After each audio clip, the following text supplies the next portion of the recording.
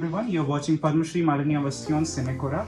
Thank you so much, ma'am, for this opportunity. A simple, straight question कि आपके जो tweets हैं वो भी बहुत ही popular होते हैं आपके गानों की तरह. तो आपका जो success है, what does it mean for society? Because most probably ज़्यादातर आपके जो tweets होते हैं वो social issues पे based होते हैं.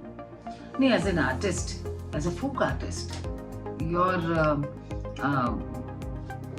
whatever you sing, whatever you believe in, has to have a larger meaning, a larger context. It cannot be about yourself.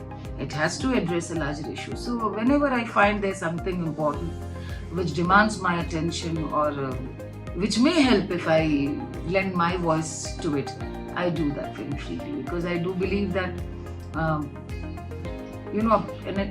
as an artist is a very brave individual. So that should be not only while you perform on stage, it should be also about expressing freely whatever you believe. Thank you, ma'am. Next question.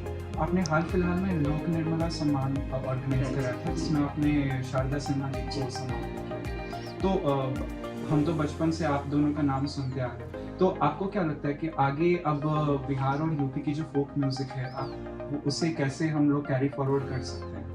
Sharda ji अपने आप में एक institution है, शारदा सिन्हा जी, और वो बिहार की लोक संस्कृति का पर्याय है. यदि कहूँ मैं तो भी अतिशयोक्ति नहीं होगा. उन्होंने अपने स्तर से इतनी बड़ी कोशिश की है अपने बिहार की परंपरा को आगे ले जाने की, भोजपुरी संस्कृति को आगे ले जाने की. लोक निर्मला सम्मान मैंने अपनी माँ की स्मृति में प्रारंभ किया, जिसका उद्देश्य महिला लोक कलाकार जो बहुत परिश्रम के बाद सामने आती है, परंपरा को लेके जो महिलाएं जा रही हैं, उनको सम्मानित करने के लिए प्रारंभ किया है. और मुझे लगता नहीं कि गैर सरकारी कोई भी सम्मान अभी तक महिला लोक कलाकारों के लिए कोई प्रदत्त हो. ये अकेला पहला है.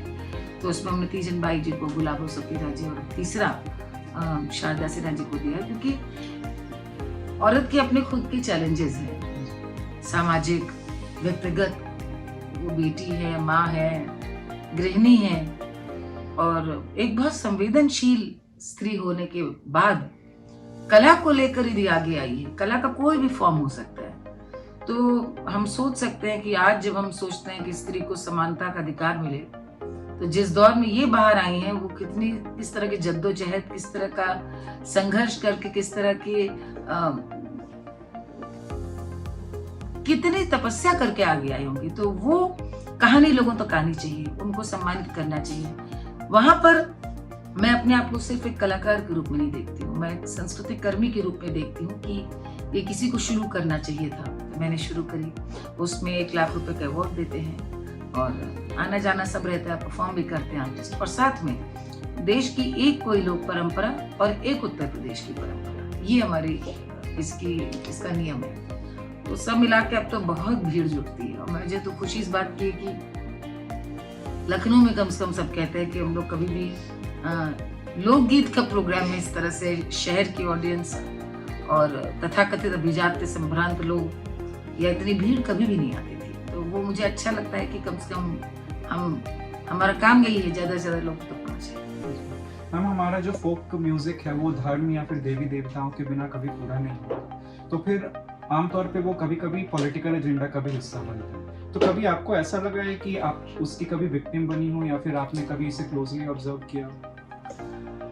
जो संस्कृति का जो हिस्सा है उन पर तो गीत बने, बल्कि उनको अब आप और हम जानते कैसे हैं, गीतों की वजह से जानते हैं. इतिहास तो हमने लिखना शुरू करा जब आज के इतिहास की बात कर रहे हैं. जो आज इतिहास पढ़ते हैं, आजादी मिली तब इतिहास को हम लोग की किताबें लिखी गई. उसके पहले तो जिन्होंने हम पर राज किया वो लिखते रहे इतिहास. तो हमारी संस्कृति को कैसे याद करा होगा लोग? गीत संगीत से, लोकगीत से, जो कलाएं हैं, मंदिरों की मूर्तियां हैं, वहां सब पता है कौन देवी देवता है. तो उन पर जो राजनीति करते हैं उनकी तो बुद्धि पे तरस ही खाया जा सकता है. ऐसे ही मुझे तो बस इस पे एक उदाहरण देना है इंडोनेशिया का, कि विश्व रामायण मेला हुआ तो इंडोनेशिया की पूरी टीम लखनऊ आई थी और वहाँ पे माननीय योगी आदित्यनाथ जी ने उनका सम्मान किया. तो उन्होंने बोला अपने जो उनके ट्रूप लीडर थे कि देखिए हम जितने यहाँ पर आए हैं, राम बने, सीता बने, दशरथ बने, हनुमान बने, हम सब मुसलमान. तो हम मुसलमान हैं, मुस्लिम संप्रदाय को मानते हैं, लेकिन संस्कृति हमारी वो हिंदू है। हमारी संस्कृति राम की संस्कृति है इंडोनेशिया में।